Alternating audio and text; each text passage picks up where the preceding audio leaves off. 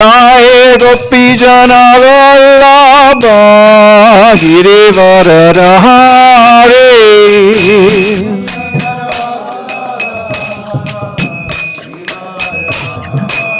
Yasodanandana Brajajana Ranjana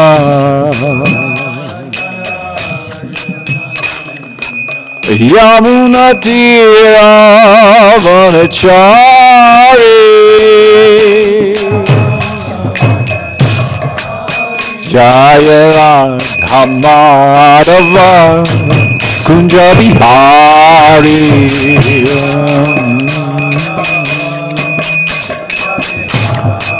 Jaya Gopi Jana Vallabha Girivara Hare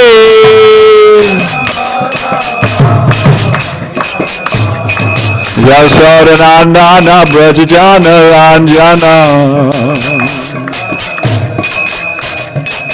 Yamuna Tira Vanachari Jaya Dhamadava Kunja Bihari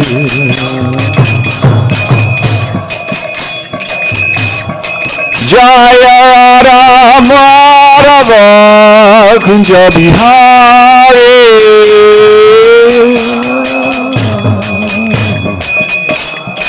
Jaya Ramadava Kunja Bihari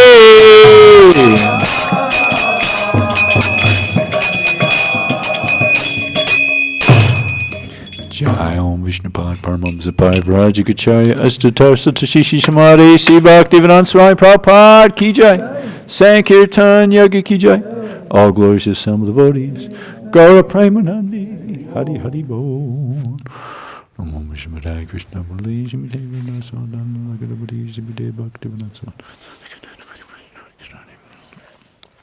Om Namo Bhagavate Vasudevaya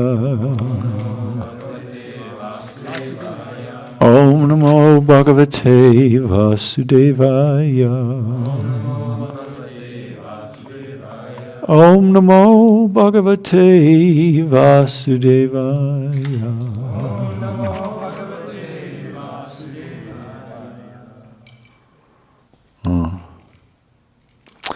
We on 45?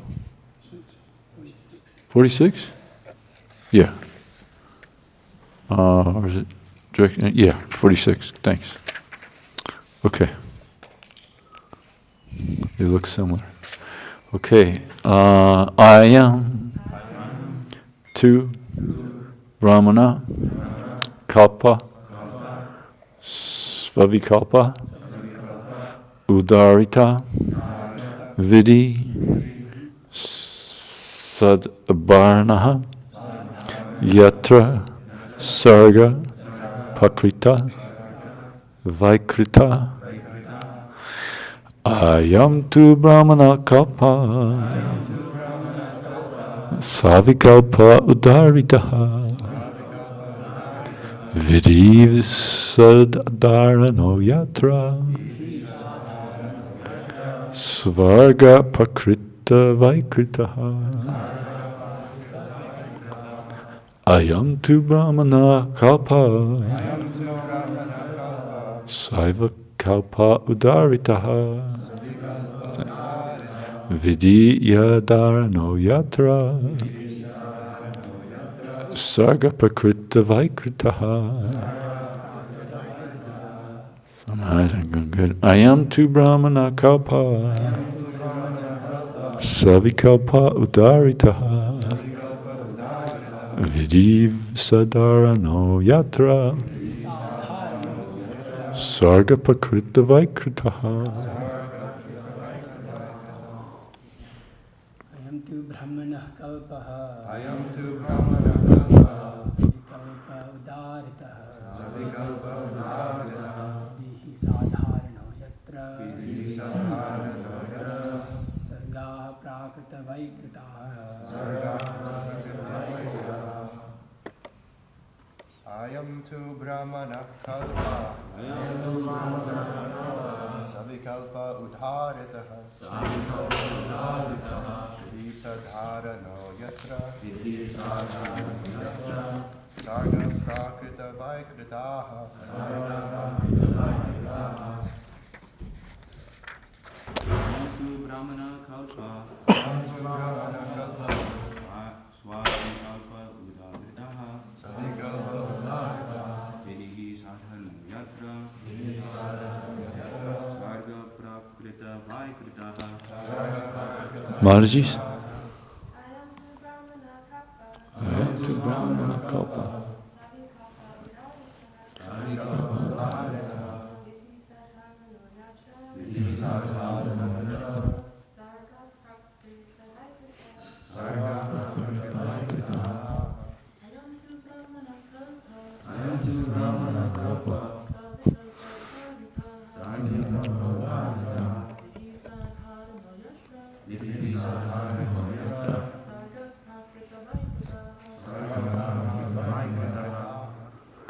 I am.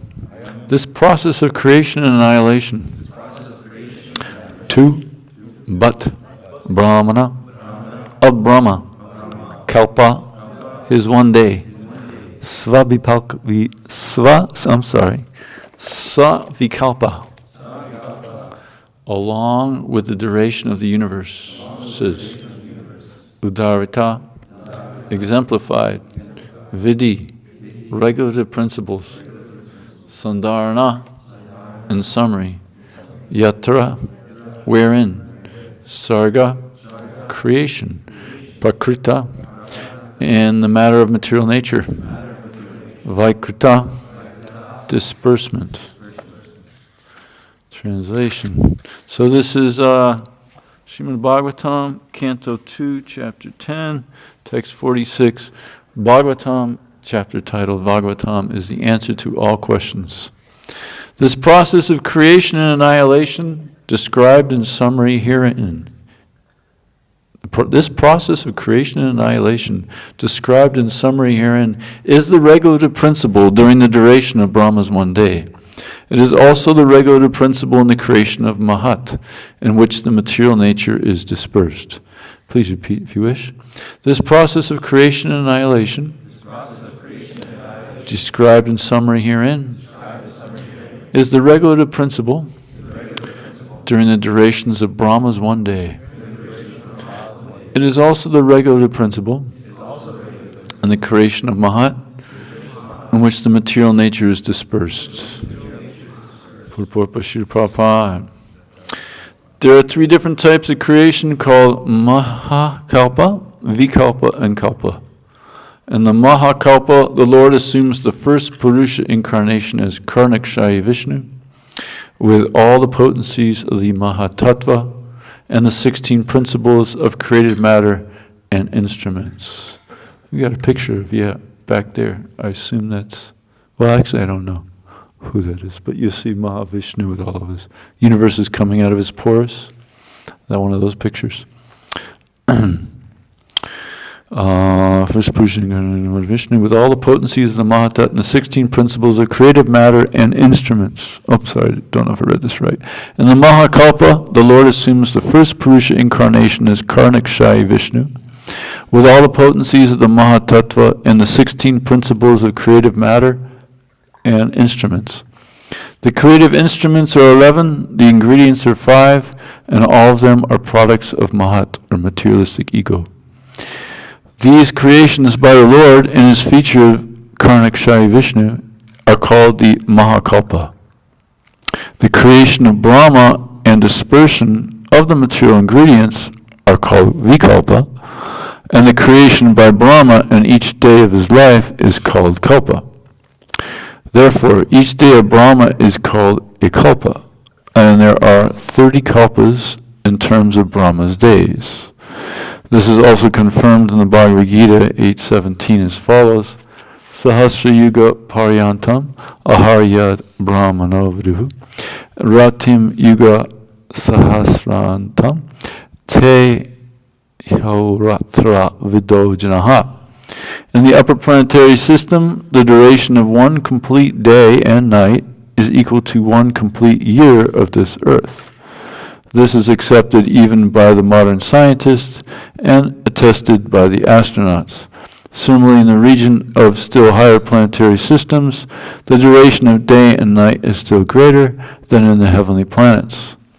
The 4 yugas are calculated in terms of the heavenly calendars, and accordingly are 12,000 years in terms of the heavenly planets. This is called a Divya Yuga, and 1,000 Divya Yugas make 1 day of Brahma. The creation during the day of Brahma is called Kalpa, and the creation of Brahma is called Vikalpa. Sorry, read this. The creation during the day of Brahma is called Kalpa, and the creation of Brahma is called Vikalpa. When Vikalpas are made possible by the breathing of Mahavishnu, this is called a Mahakalpa. There are regular and systematic cycles of these Mahakalpas, Vikalpas, and Kalpas. In answer to Maharaj Parikshit's question about them, Sukadeva Goswami answered in the Prabhasha Kanda of the Skanda Purana. There as follows. Want me to read this? Anybody not want? Who's senior here? Yes, Prabhu. Should I read this? The whole Sanskrit? Optional? Is it optional? Okay, we'll do optional. Therefore, the 30 kalpas of Brahma are Sveta Kalpa, Nilahita, Vamadev, Gatantara, Rorava, Prana, Brihat Kalpa, Kandarpa, Sadyarta, Ishna, Dhyana, Sarasvata, Udana, Garuda, Kurma, Narashimha, Samadi, Agneya, Vishnuja, Sora, Somakalpa, Bhavana, Supama, Vaikunta, Archisa, Valikalpa, Viraja, Gorakalpa, Maheshvara, Paitrikalpa. Okay. These are Brahma's days only, and he has to live months and years, up to 100. So we can just imagine how many creations there are in kalpas only. Then again, there are vikalpas, which are generated by the breathing of Mahavishnu, as stated in the Brahma Samhita, Yasyaika Nisvasito Kalam Atavalam Jivanti Kaloma Vilaya Jagat Andanata. The Brahmas live only during the breathing period of Mahavishnu. So the exhaling and inhaling of Vishnu are Mahakalpas, and all these are due to the Supreme Personality of Godhead, for no one else is the master of all creations. So we can go into this in incredible detail. This could be a month's worth of classes describing each and everything, which I don't mind doing some of. But we do have the appearance date of Ramanujacharya also to discuss. And I got to talk about book distribution. So I'm going to kind of summarize all this. So hope you're not disappointed. But in summary, Krishna having a good time in Goloka Vrindavan, playing his flute. And, what was that one person who was questioned, who is God? And he's looking at all these pictures. And he could easily identify who is God. It's Krishna. And why do you choose Krishna? Well, because he doesn't have to do anything. He's just having fun. He's got no service to do. So he's just playing the flute, playing with the cows, having a good time. So that's God, the supreme enjoyer. And then his avatars, incarnations, so forth and so on, they have many functions, like Mahavishnu. Who's, I think your average person out there considers God like, the highest level in their conception. He's the creator. He's the omnipotent, omnipresent creator. Okay, but this is like not a big deal for Vaishnava philosophy students. Okay, this is like, just a small aspect of God. There's so much more to God than just he's the creator. So here's describing, these things here, describing the how the creation takes place and the secondary creation and so forth and so on. In detail, it's described in a few cantos here. So in summary, an expansion of Karnakshayi Vishnu's Garbhodakshayi Vishnu from the lotus navel appears Brahma. So Brahma's day is quite lengthy, and at the end of his day there is a partial annihilation, and so that is one considered a kalpa, and which one kalpa is called? Mahakalpa. A kalpa. And that lasts quite a long time. And then we have the vikalpa is like Brahma's whole life, is a whole nother complete annihilation. And that's called the vikalpa. And then that's just part of it. That's just the out-breath, or finishing up the breath of Mahavishnu. The in-breath is the annihilation. So that takes an even longer time. So that in-breath and out-breath time is a Mahakalpa. So that's what I'm reading here, at least. Maybe if I'm mistaken at all, please let me know. So this is so everything is in the body of Mahavishnu. The kind of latent, pradhana, the latent aspect of material nature was within the body of Mahavishnu. And when he breathes out, the creation takes place again. So in summary, now we look at, and it goes into incredible detail, and this is the beauty of the Vedas. What was it, Carl Sagan in his famous Cosmos series? He says the Hindus, I might use Hindu, he might use Vedas. The Vedas describe, the most accurate scriptures for explaining things, and Carl Sagan didn't understand how accurate it was. It is. You have the Bible, God created everything in 6 or 7 days or whatever it says. Okay, and you're going, all right, well, the 6 and 7 days must mean this and that. People have their ideas of what it means, and they imagine this. One church says this, another says that. Even some churches say the Earth's only 10,000 years old. Okay. I met a guy in college. He was a junior in college that believed that. Okay. So you have very vague, extremely vague. So vague that after what would we call that? The Dark Ages, when the Roman Empire fell apart, school educational system fell apart.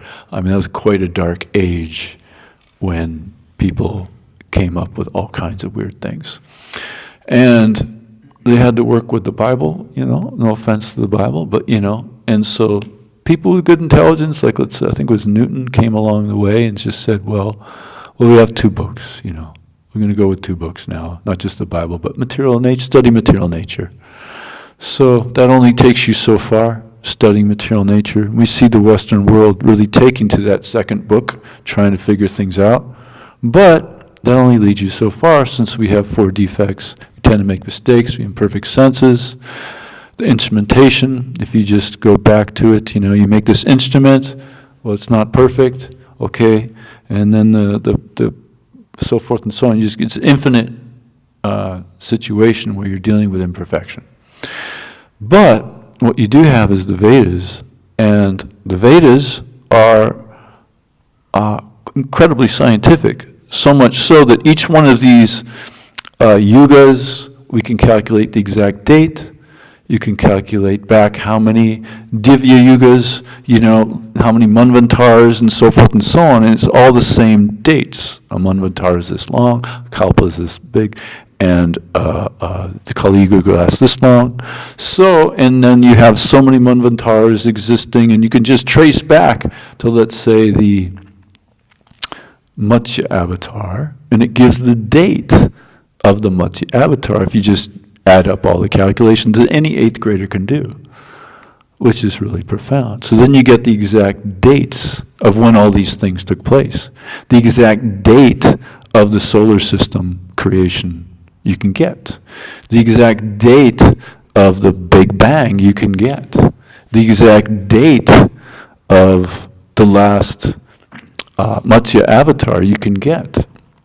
Now, thanks to the work of Siddha Hari Prabhu and Madhavendra Puri Prabhu, they wrote a book called Big Bang and the Sages. And I personally think this is one of the most profound things to hit the world. But nobody really gets it, so maybe I'm not mad about this, but I really think it's one of the most profound things. And there is an asterisk here, so I'll deal with that later. But anybody can do this. You can go to an 1880, forgot which number, copy of a microfiche copy, whatever they call that, at Oxford, Harvard, all these major universities, the same one that somewhere along the way, I don't know, they decided to copy it all. At 1880 something, and you can look in the Vaya Purana, and it will give you the exact dates of these events, like with the creation of the universe, the creation of the solar system. And you will see that date perfectly matches up with what modern scientists accepts as the date of those events. Which is more than just winning. The odds of that is more than just winning the lottery. It's about the same. It's actually even more difficult to win the lottery than have those dates perfectly match up.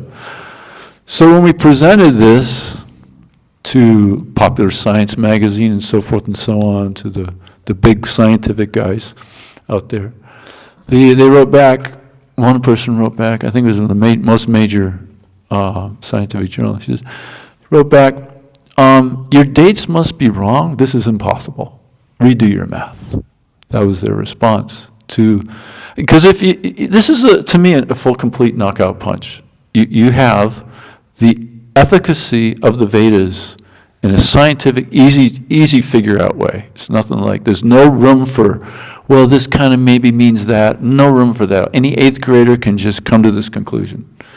Basic Sanskrit, I checked the Sanskrit, I checked the math, this is, it really adds up. So, like in 1888, what the scientists thought was the timing of the creation and the, of so many things was way off. 1900 it was this, and 1980 was that, and getting closer and closer. And now with their billions of dollars of instrumentation, countless computer programs being run, they've come, it's pretty much exactly the same. Which any intelligent being, a true scientist would then go, wow, holy smokes, well what else is in the Vedas then? If somehow a guy in a loincloth 5,000 years ago, wrote this number, these bunch of numbers, and not only that, but also says what happens when the sun dies, perfectly matches with what the scientists agree with. It first flares up and then this and that, and all details. And same with what goes on in the womb. Perfectly what now, with so much modern instrumentation, we can figure out what happens in the womb. All these things that there's no way you could figure out. A person in a loincloth 5,000 years ago could just, and you just kind of go, okay, this is all accurate, perfectly accurate. Then, maybe there's something more in the Vedas. Any rational, but the scientists are so dull. So many so many copies were distributed, so many things, and they're just writing. They're not even writing. They're just I just got my job for sex. You got to do this to get my sex. And that's it. That's all I am. What am I going to sell my soul? What are we supposed to write? Whatever. It's just completely. Just a job. I can pay for my house and have sex. That's it. Really, that's pretty much the only response that we're getting. There's no intellectual pursuit there. Is at least what that may be a little bit of an exaggeration, but it might really be the underlying complete theme of it all, honestly. So anyway, point being that this is really profound. Now there is the asterisk point. So Sridhar Maharaj, the one that Lord Chaitanya said to, who was it, that said, if you don't believe in Sridhar Maharaj, I consider you a prostitute? Lord Chaitanya said. So in other words, a credible personality. He says on some of the numbers you have to multiply by 2 that you find in some text somewhere. So that's the key to all these numbers matching up, is multiplied by 2. So still doesn't throw it all off. It's still beyond uncanny. So anyway, and ISKCON leaders don't really want to acknowledge this so much because of that factor by 2. And then you have to deal with a big can of worms, translation errors and all these other things. And to not ruin the efficacy of what we teach here with that one thought, to build the faith back if there was any lost with that statement. We're dealing with Lord Chaitanya 500 years ago, explaining everything to everyone's full satisfaction. That knowledge we have perfectly intact, with no errors whatsoever. Lord Chaitanya has accepted our Bhagavad Gita. Gadadhar Pandit read our Srimad Bhagavatam. And cried so much so that they had to rewrite it before he read it. So this is what we have today. So the efficacy of the validity of the accuracy is there. It's just regarding some numbers here and there. So I hope that wasn't too much for anybody and weird or anything. But that's really profound. From a scientific standpoint, we just have this thing that basically shows the incredible validity of the Vedas. So anyways, any scientist or anything should check it out, and check out what's more in the Vedas. And what is more in the Vedas? What's more in the Vedas is so much so that you have personalities like Ramanujacharya coming along, really profound personality that, you got Shankaracharya 800 years ago roughly promoting Mayavad philosophy under the guidance of Krishna. That's the most far out thing, right? Anybody know that verse?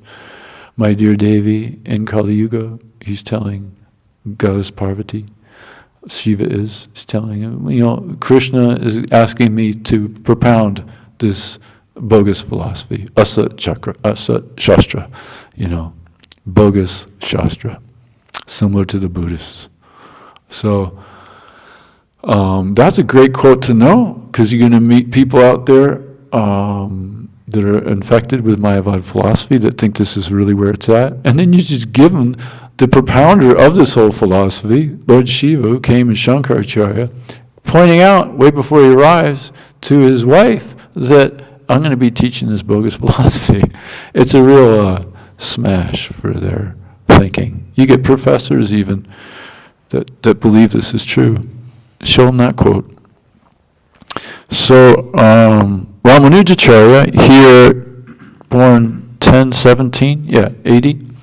His appearance day is today. And so he is, can you imagine, 200 years roughly after Shankaracharya comes in, he's like one-on-one heavyweight dealing with this philosophy. And that's exactly what he does. He smashes it to bits. And he creates 70-something Mat centers and initiated 700 sannyasi disciples. Or use the word 700 sannyasis, and thousands of brahmacharis and many more grihastas. So profound, huge, big champion in our lineage. Actually, in the Vaishnava lineage. He's in the Sri Sampradaya. So there's 4 authorized Sampradayas, lineages of realized masters that Krishna has created. He's in the Sri Lakshmi Sampradaya. Super duper heavyweight in the history of Vaishnavism. His first teacher, Yadav Prakash. Okay, he's a boy. No, he's young, very young. And he hears his teacher answer a question, and he's like, no, because his teacher was influenced by this Mayavad philosophy. And he's like, no, it's like this, And his teacher got really mad. and told him to start his own school, and which he did. And the teacher, Yada Prakash, and his students were so mad that they had a plot to kill him. Krishna saved him. And they eventually became the students of Ramanujacharya. So, even his teacher, so finally accepted. His teaching was so profound. So, and he really was the people's champion, like Prabhupada, people are like, wow, man, Prabhupada's saying we can all make it, we don't only the Brahmanic birth class and, all these things. So Ramanujacharya's outreach transcended caste, communal, and gender boundaries. When temple priests scolded the common people to stay out, Ramanujacharya said, please come in. Ramanujacharya taught any newcomer. He marveled at a young woman's scholarship, adopted a Turkish princess, and had a pious homeless woman enshrined. Ramanujacharya had the love and courage to initiate outsiders into the Sri Vaishnava aristocracy. His teachings primarily was all about personalism. We are servants of Krishna, of God. And God's and us are, different and similar. So similar in quality, different in quantity. So but that's the nature, that we are servants of God, which was definitely not propounded by Shankaracharya. And another big aspect of what he taught was to serve the Vaishnavas. Right, Shiva says the highest thing to do is serve Lord Vishnu, but even higher than that is service to the Vaishnavas. So these two main principles he taught very strongly. And here's a nice rendition of his conclusions. Ultimate reality is neither impersonal nor formless. He is the Supreme Person with a body, immaculate excellences, and devoid of blemish. God is Narayan. All things exist in him, and he in them. He is the material and efficient cause of everything, which he ubiquitously ensouls.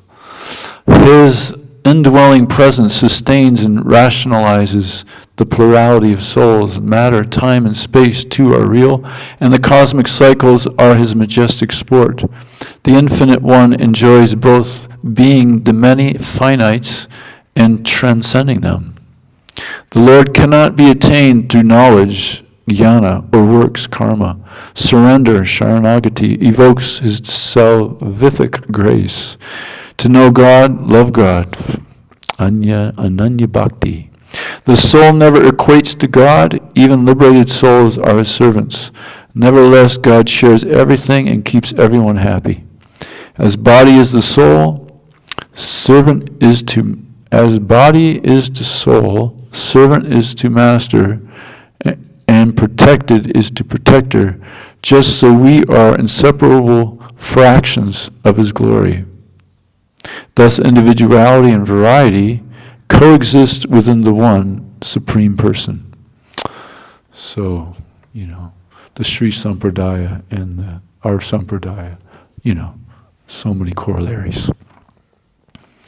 So, one couple of cool events is, so he's got his guru, Yamanujacharya.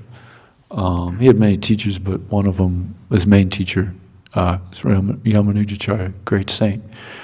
And when he was about to leave his body, Shankaracharya tried to make it back, but he left his body before he arrived. And let's see if I can do this properly. So this is, Yamanujacharya left his body, and his body was stuck like this. And disciples are going, what does this mean? And then Ramanujacharya said, let me get this, I'm so sorry. I should have pulled it, I didn't memorize it, I should have pulled it up though earlier. Basically, what Ramanujacharya started to answer, I'll just summarize it, that I'm to write this literature that will defeat A, B, and C or whatever, and propound this and that. And all of a sudden, Ramanujacharya has left his body, and all of a sudden, boom, one finger raises. Is released from his fist. And then he said something else regarding this person will propound, continue on with this or that, and boom. And then he said one more thing regarding, Ramanujacharya's mission, and then boom, third finger opens up. All the disciples are like, oh my God, okay, Ramanujacharya, you're the acharya of our mat, So that was a profound experience that others saw. And another really far out part of Ramanujacharya is one of his teachers he wanted to get a mantra from. And he asked, the guru was saying no. And 17 times he begged for this mantra. Finally, realized that this personality is pretty sincere, so he gave him this mantra. So this is Gosti Purna, instructed him, Ramanujacharya. This is the Param mantra. Whoever merely listens to it is freed from all sinful reactions, and whoever chants it is certainly to go to Vaikuntha at the time of death. This mantra is the purest of the purest and should not be revealed to anyone who is not qualified to receive it. Therefore, you must refrain from sharing this with anyone else. It was, I think, Om Namo Narayana, something like that. Is that right? Oh, cool. You come from that background? Oh, okay. Ramanujacharya was so awesome in the history of Vaishnavism. Modi inaugurated this 216-foot, roughly, statue of Ramanujacharya just a couple of years ago in India, which is really cool. So after this, don't refrain from sharing this. You must. So what does he do? Learning about the benefits of this mantra, he goes and just screams the mantra out to everybody. Look at the most priceless, wonderful thing for you all. And he's just screaming out the mantra to everybody, shares it with everybody. And his guru finds out about this, and he's furious. Upon seeing this, his enraged guru cursed him to suffer in hell for countless lifetimes. And then Sri Ramanuja humbly replied, if an insignificant person like me has gone to hell, just so many others can obtain the shelter of Lord Narayan, and thus freed from their suffering, I see no greater gain. And this guru is like completely blown away by this person's response to this. So this is the mood of the Vaishnavas. Really the mood. It is really, it summarizes what we're really all about, what Krishna is really all about, what his faithful followers are really all about, is saving these living entities. Lord Krishna is most blissed out all the time, but it's said that he's got like a little thorn in his foot. That thorn is simply my part and parcels that have left this spiritual world and gone to the material world that's so-called enjoy separate from me. They're suffering. That's just, a little bit of, angst that the Lord has, and so a real lover of God wants Krishna happy always, totally blissed out. And so they try to pull that thorn out of his foot, by helping to deliver the fallen conditioned souls of this material dimension. And this is really Prabhupada's mood completely. This is his guru's mood, and so forth and so on, all the way back. This is Lord Chaitanya's mood. This is all a true Vaishnava's mood. He will sacrifice so that Jesus' mood, right? Forgive them, Father, for they know not what they do. He sacrificed his life to bring people back to the spiritual world. These Shakti Vesha avatars, this is what they do. And so this is the mood that we should really have and sacrifice. I'll be honest with you, when I did a month off like I just did, I went to India and, some pilgrimage, just get surcharged to preach again. I came back really sick, and it's tough to I don't have the base like you have. Such nice prasadam every day and so forth. So it's nice. So I travel alone pretty much, go to spots and distribute a lot of books. And I'm going to go out. But I saw Mahotsa Prabhu just so eager to fire it up to go travel such a long distance and distribute books.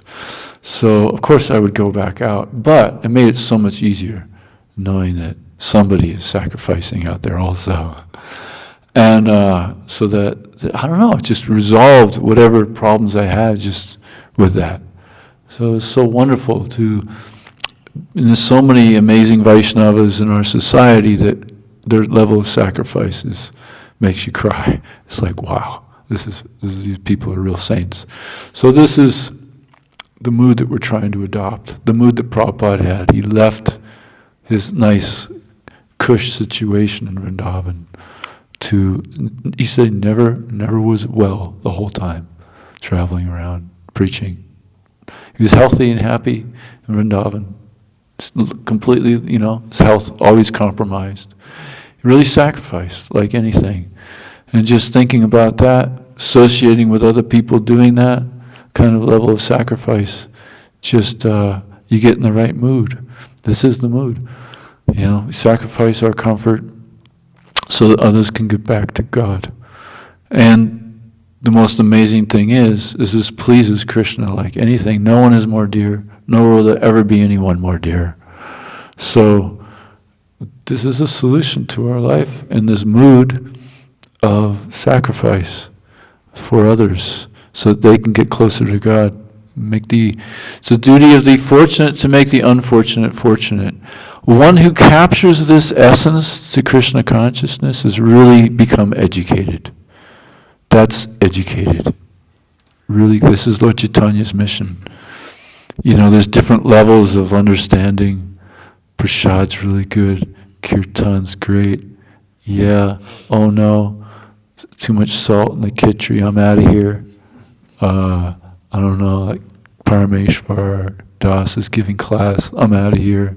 Whatever it might be, this is one level, okay, fair weather friends, but to be a true friend, to really capture the essence of what our acharyas, what our gurus want us to get. They want us to capture this essence of Krishna consciousness. And when the gurus see somebody capture this essence, they're pleased. And when they're pleased, you literally get Krishna, the goal of life. So our gurus want us to capture this understanding that it is about sacrificing so that others can get back to God. This is really the entire understanding. So we'll stop there. Any comments or questions?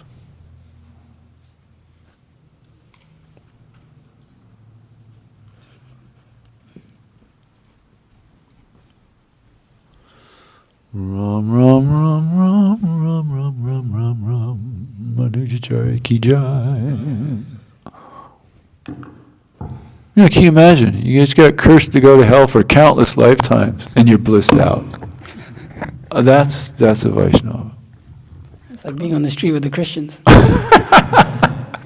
Yeah, which is better? I'll take that one. This is too much. No. So you're speaking about just going out and sacrificing, and you get this question all the time, but what is that experience like over the years, of just doing it again and again? Because I've seen, when we go out, we start to realize, how difficult that is, It's like going day in, day out on book distribution. It's like, it's okay for 2 years. It's okay for 3 years. Mm-hmm. But then it's like, it definitely, we've seen, devotees, it starts to hit that, 4 years, it's like, and then that's where they, that shelf life starts to, pretty much finished off. So how have you kept that? Well, that's interesting, because this is a beautiful topic, and that's a really great question, really, because at least when I was going, a lot of devotees wanted to jump on TSKP because they weren't temples so much like this where it's so ecstatic.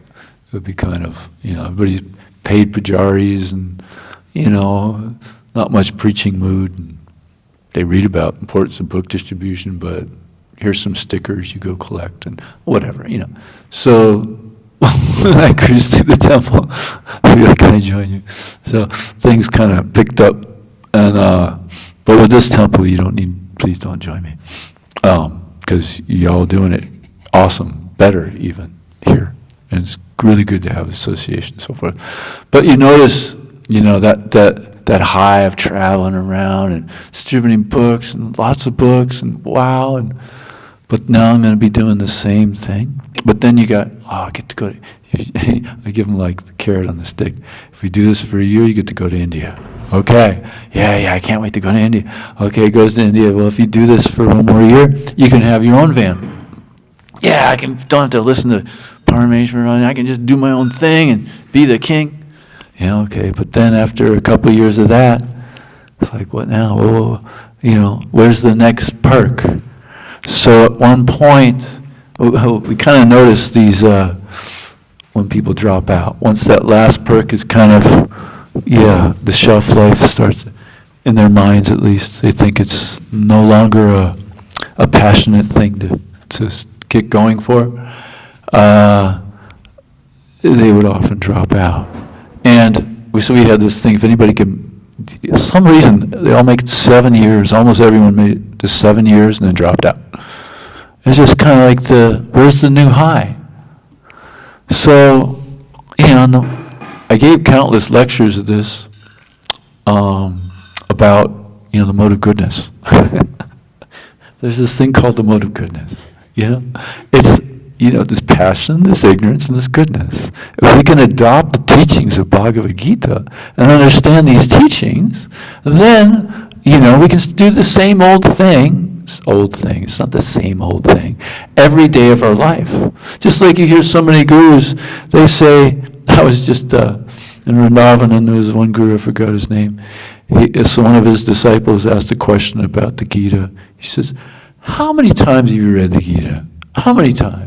Because he was kind of like, students maybe a little, whatever. And he wouldn't answer. It's like, what, 3, 4, how many? He says, and then he gave him the instruction, you read that 108 times, and then, then start talking about this or that. So the point is that each, and he made the point, each time you read these books, it's ever fresh. So, more people in the mode of ignorance and passion go to the fun story part and then don't want to read what we're reading now in the Bhagavatam and so many other things. And then once they read it, did that, done that, now what? So this is not mature. This is not entering into the mode of goodness. This is not following the teachings of Bhagavad Gita. Our tendency is to try to be God. I'm sorry, but it's such a strong tendency. And when you can't become God in ISKCON, so many people drop out. When you realize, I can't become God. I can't become guru of the universe. Okay, where's my disciples? I'm not happy. Where's my kingdom? I want to play God. I'm not happy. I'm out of here. This is one strong tendency. Probably the most strong tendency. But then it manifests in the lower modes of nature, passion and ignorance. I got to have a fun, good thing next.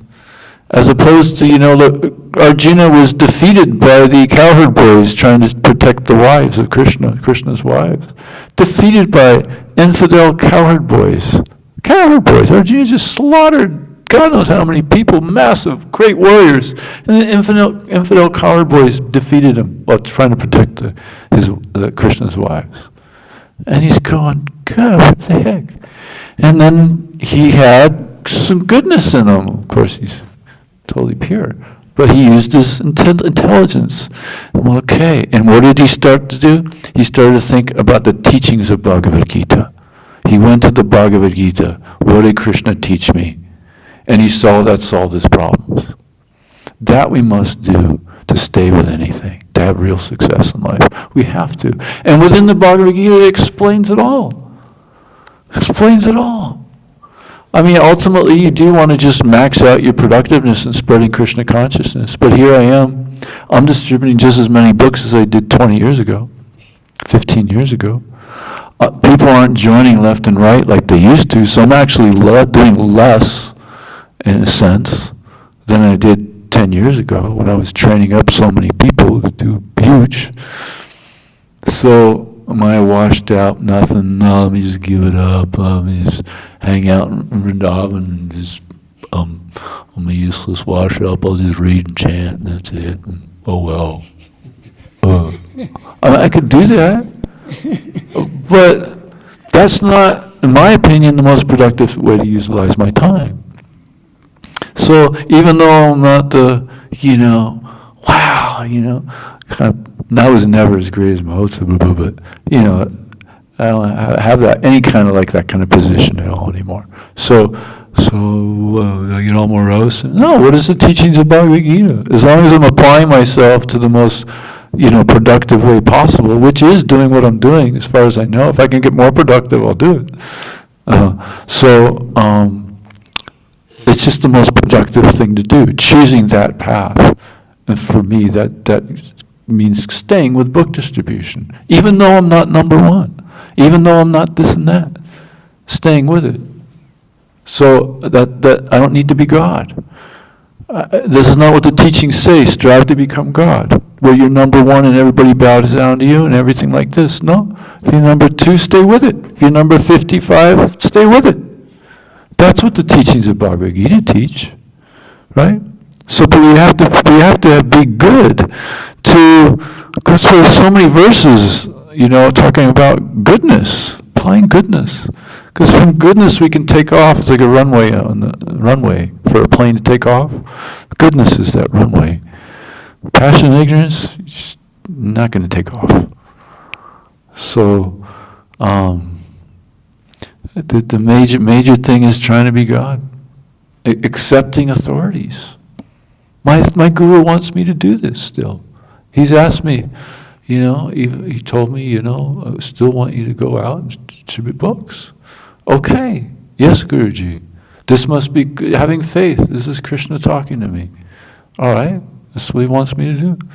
I asked Dhanavira Maharaj once, because I feel like I had a little energy left, to like, let's take another, stab at the, the whatever, Maya's domain in a big way. And so I asked them, what's supposed to, because I was trying to be number one and all the rest, and, traveling and doing no help and being exhausted at the end of the day, but we got to expand this more. And so I went to Dhanavira Maharaj, do I do more? And he goes, no. You just become like Brigapati Prabhu, as he told me. Everybody's different. Everybody has different capacities. But Brigapati Prabhu has been doing the same exact thing for 50 years. How? How's this possible? It's just the most productive thing to do. And so I don't need to become like a Vaisheshika Prabhu to expand things in a huge way. Maybe I'm not capable of that. That was an instruction. So just to take that instruction and be happy. I've got other things that I'm doing, actually, to help expand it further. Providing training and this and that, and some other things that are increasing book distribution. So that's fulfilling my propensity to do more. So things are working out, I'm not, and to recognize, Navina Nira Prabhu, he says, it's not like one person's going to do it all. We're all just, Krishna seems to empower everybody that surrenders, So we're part of a team, big team, worldwide team, to help spread Krishna consciousness. When we're in these that's more realistic. That's more the teachings of the Gita. That's more all these things, rather than I got to be the champion guru, everybody bow down to me. We got some subtle sex desire problem, with that kind of thinking. And that's watering the root, watering the weeds next to the Bhakti Lata bead. It's the devotional creeper, rather than, so we want to water the creeper and not the weeds. So by having this understanding, we can really, truly stay with the instructions of the Guru. It adds up. It really does. Intellectually, it adds up practically, it adds up spiritually, on all levels it adds up. That's a great question, because just to be honest with you, how many have made it long term, right?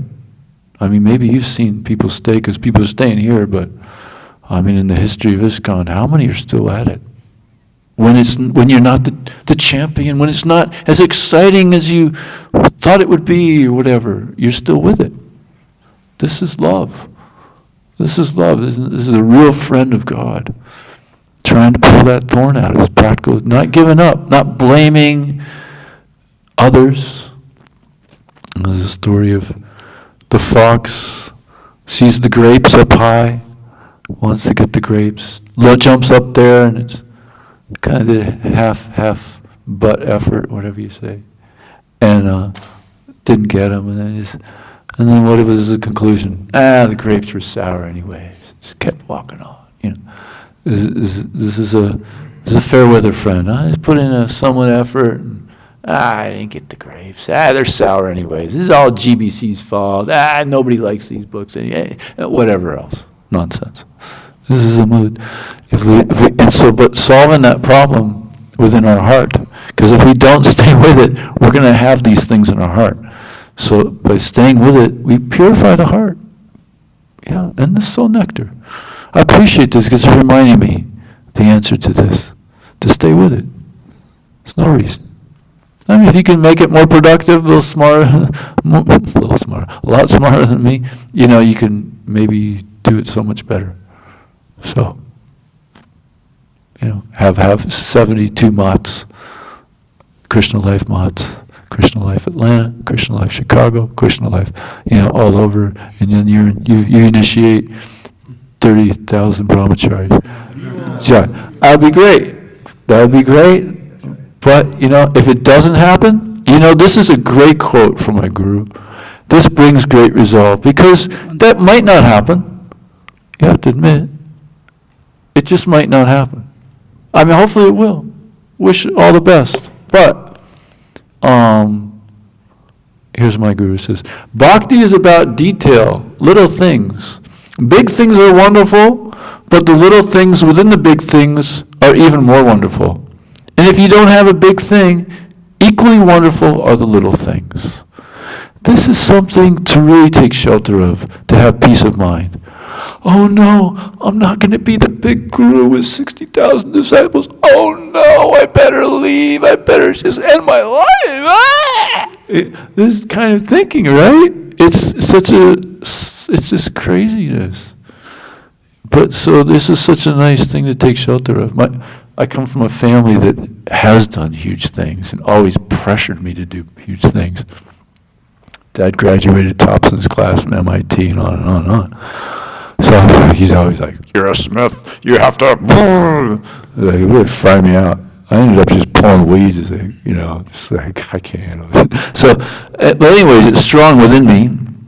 So this is nice to take shelter of this. I remember my sister would counteract my dad with this and say, "Well, the Bible says, you might not be able to do great things, but you can do little things with love." So that was good. That's it. This is the right mood. So that's a good way to take shelter and have peace of mind and stay with it. Regardless of the pressures externally. Is that okay? That's a great concern and question, yeah. Do you have another one? Mahotsa Prabhu has something. All right. Hare Krishna Prabhu. Hare Krishna. Yeah, we can hear you. Yeah. Ram Prabhuji, so I wanted to ask, you were saying that, according to the Vayu Purana or something, there's like the exact date of the Big Bang. Yeah. Yeah, if you multiply it by 2. He said, yeah, if you multiply it by 2. I see, but we don't accept that there was a Big Bang, right? Well, the creation. He said creation. Prabhupada described it. Okay. Yeah, of course. Yeah. It's the creation. Thank you for clarifying. And I'm sorry about that. Yeah, thank you. There's one other thing that's really profound. I think it's the I Matsya. can't hear anything. Oh, sorry. Was there another question? Clarification? Yes, Bruce. Oh, okay. Yeah. There's one other part to all that that's really profound, is I believe it's the Matsya avatar, the flooding of this world. That matches up with the mass extinction time as well. So that's pretty profound too. Lots of things of this nature. But anyways, yeah. Sorry about the not making that clear. Thank you. And also, this guru who gave Ramanujacharya that mantra, his name is Goshti Purna. Right. And once Ramanujacharya went to visit him, and he was absorbed in meditation for the longest time. And then Ramanujacharya asked him, my dear spiritual master, what great mantra you're meditating on. And Goshikpura told Ramanujacharya that there is no higher mantra than the lotus feet of the Guru. Huh? Thank you. He's meditating on his Guru's lotus feet. Jai. Wow, I didn't know that came from him. Thank you. Yeah, Hare Krishna. Hare Krishna. I've been meditating on that I've heard lately. Nothing no greater mantra than the lotus feet of the Guru. That's a profound statement. Oh, wow. Yeah. So thank you all for bringing that to my consciousness. Thank you, bro. Uh-oh. I'm in trouble now.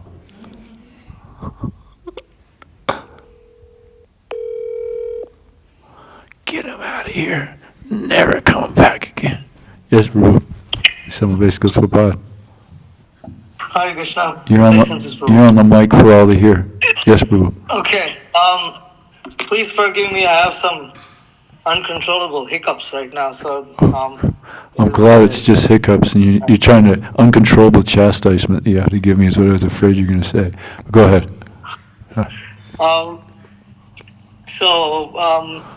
Two things, Prabhu. One thing is I wanted to thank you for often speaking about book distribution being the highest high. Because of my offensive mentality, I don't get to distribute very often. But whenever I do, there's really no experience that's close to it. Jai. And regarding this great answer that you gave for Chandanacharya Prabhu's question, my understanding is many times devotees like Prabhupada said this, Prabhupada said that, and many times when says devotees are doing one particular service, or so they're in book distribution and they read, oh, Prabhupada wanted this and Prabhupada wanted that. And then sometimes they develop a desire to do that particular service. But, what happens is sometimes that desire to do that particular service is actually mixed with something else, like you were just describing about wanting, basically bottom line is lust and wanting to be God. And they think, okay, well, why can't I do this? Why can't Prabhupada wanted to do that? Why can't I do that? But if a devotee prematurely tries to fulfill such a desire without the guidance of Guru and other, the Vaishnavas, what happens is that because the desire was not pure, it can greatly affect their devotional service and consume them also, because they're not dealing with their anarthas. On the other hand, I've noticed that if a devotee has a desire but is patient enough to abide by the instructions of Guru and the Vaishnavas, then eventually Krishna fulfills that desire in an inconceivable way after purifying that devotee of the mixed material motivation. And after the mixed material motivation, sometimes that devotee may not even have that desire anymore, but still Krishna will fulfill it just out of love for the devotee that, you had previously desired this. At that point of time, that devotee generally thinks, oh man, I was so stupid to think of this. I can't believe I actually wanted to do that. It's not even my nature. It wouldn't have been good for me, but still Krishna fulfilled it. And that point about lust, that's actually a very important point. That's the reason why mind's all over the place and we don't become fixed up. So thank you for that. Thank you for sharing all that, because I think you're right on with all that, totally, because you see also that people don't last too long with these other desires. It's 6 months and then they give it up. Things of this nature, left and right. And if you look at the root cause of it, of this desire, oftentimes it's simply laziness. They don't want to go to the, go independent on some level is often just simply watering the root of laziness, or whatever. Because, it's difficult to just carry out the instructions of the Guru. It's challenging. So the tendency is to want something a little easier. But that just puts us further on the bodily conception of life. And as I was describing how we want to get in the maximum, quickest way to the sea. We're in the river, so we go fall. The Guru knows where to get the maximum current flow. So what happens is when we work independently, is you spin out into an eddy, and a lot of people end up just like driftwood on the side of the, for God knows how many lifetimes. Till another big guru comes down, and brings you that wave of mercy, brings you back into the stream for some time. But until we become fixed in following these teachings of the Bhagavad Gita, which is right, Tadvini Paripatena, follow the instructions of the Guru, serve him and render service to him, and serve Guru basically. Then we can realize God. So until we get fixed in that, regardless of what our mind and body is saying, you're right. Then we're watering the weeds that take all the nourishment for the creeper. So thank you for clarifying that. I agree with you 100% there. Thank you for your amazing response, and please forgive me for not being able to come upstairs. Can't sit, so I'm standing in this here. No problem, Prabhu. I'm just so grateful you didn't chastise me severely here. Just kidding. That's kind of. I'm sad you didn't chastise me. All right, Prabhu. Hare Krishna. Hare Krishna. All right. Yes, Avadut Chandra Prabhu. Paramesvara Prabhu, just on the topic of the scientists, what would you say to someone like playing the devil's advocate? And they say, okay, well, the scientists figured this out. Why don't I just follow science? Because, these Vedas, these sages, it's a little archaic. So why don't I just, follow? I don't think that's a scientific statement, though, because the Vedas have so much more to share, right? Scientists aren't going to explain to you how to get out of this material dimension, how to get free from the dungeon, Durga's dungeon, and go back to the free world. Because we all want the free world. We all want to experience total freedom. That's what we're all really after. And that kind of like summarizes a little bit of what we've been talking about. Vishnu Chitra Prabhu is bringing up. We want that pure freedom, but it's had when we adhere to the lotus feet of the Guru. Then it can be had, but not until there's not another way. The scientists will not propound any of that to us whatsoever. So, interesting point. Thank you. Yes. Any other comments or questions? It was interesting, Dhanavir Maharaj's response to me bringing up this book and these findings is he says, well, it doesn't really matter if it matches or not, because if it didn't match, or even if it did match, it doesn't matter because we accept the Vedas. Vedas are, as the Yamadutas shared, they are the Supreme Personality of Godhead. Non-different.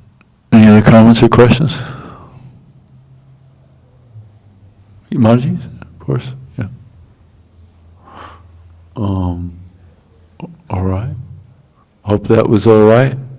Appreciate the commentary and questions very much. That was a good dialogue for understanding. But please, really in summary, if we can capture, the Guru really wants us to capture Ramanujacharya's mood of, I don't mind suffering if other people can be delivered. Of course, we got to take care of ourselves.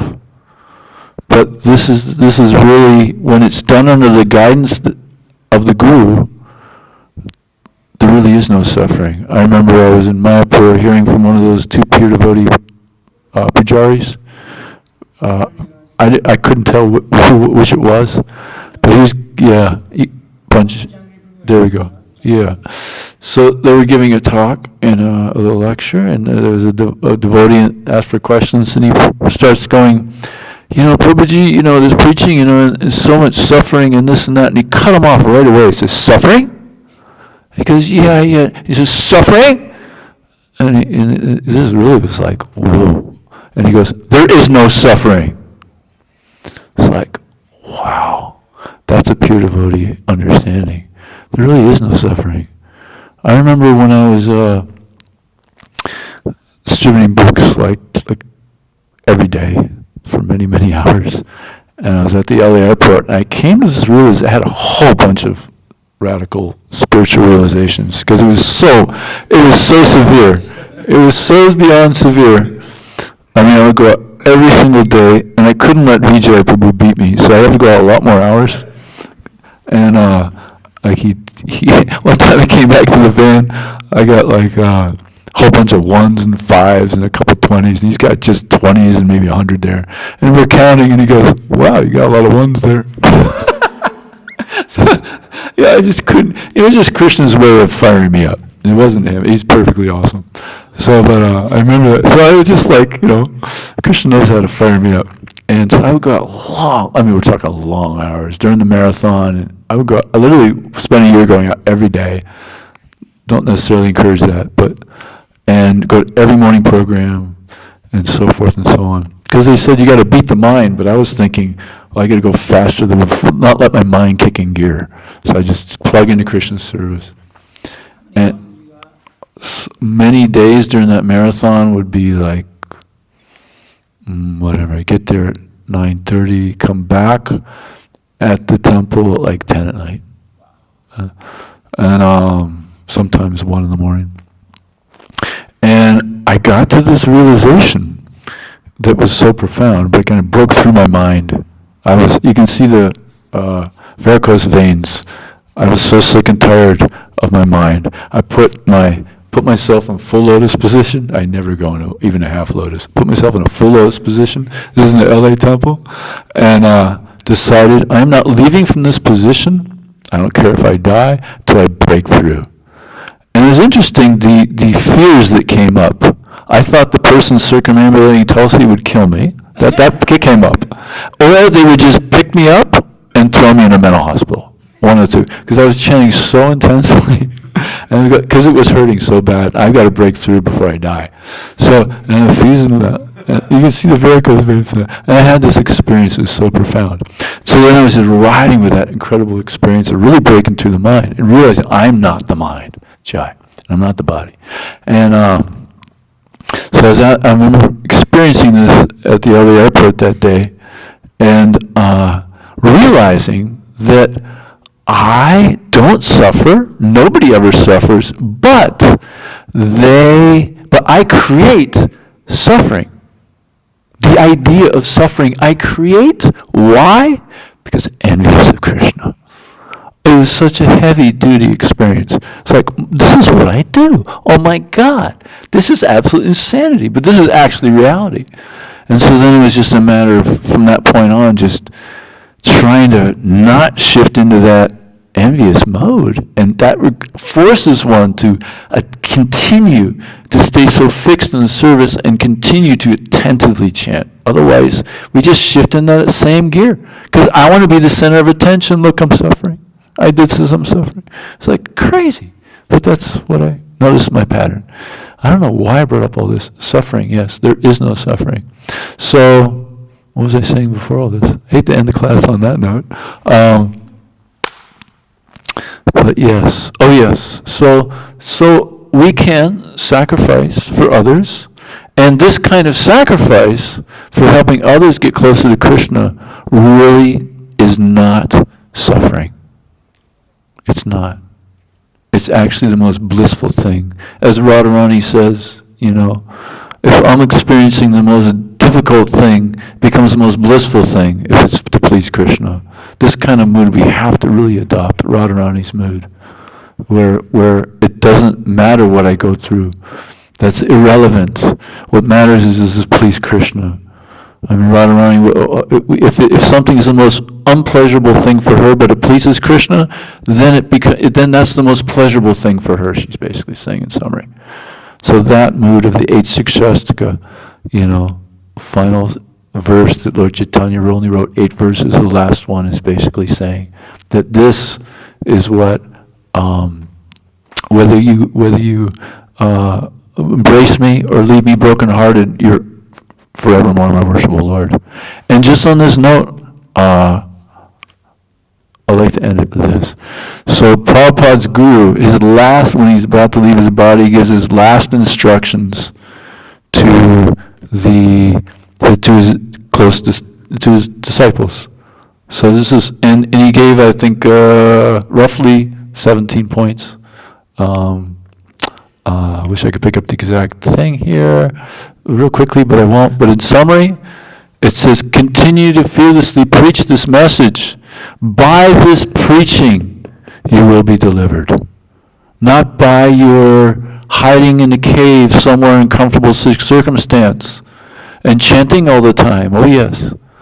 Not by that. He didn't say not by that, but he's pointing out that this is the way to be delivered. By this you will go back to Godhead, is by your preaching.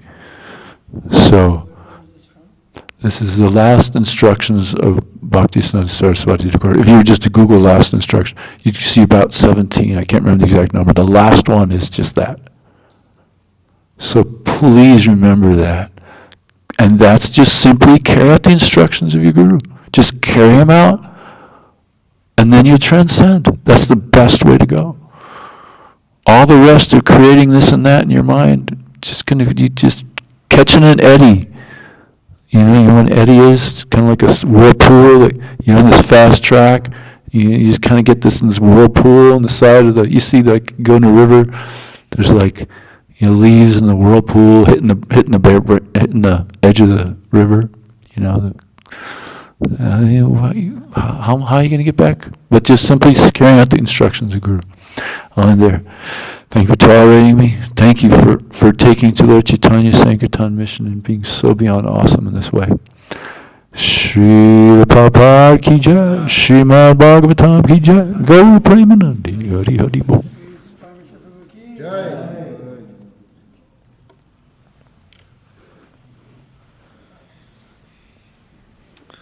The eddies. Go see Vishnu. In that fast